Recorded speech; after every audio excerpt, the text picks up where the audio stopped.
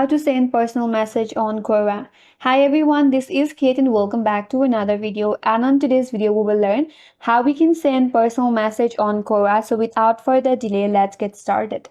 First of all, you have to open up Quora. You can either open the Quora application or simply log in on Quora.com. So once you are on the Quora, you have to find the person or the account to whom you would like to send the personal message on. So for example, I will just send a message to this account right here. So once you're on their profile in Quora, you will have this ask option below their profile name on their profile page.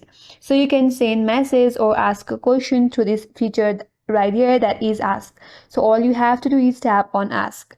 Now here you can type in your questions with what, how, why, etc. So here you can type in your message, and once you're done, simply tap on add, or you can also create a post. So in this way, you can send personal messages on Quora, and that's all for today's video. Hope this video was helpful, and if you're new to our channel, consider subscribing. Thanks for watching and stay tuned for more videos.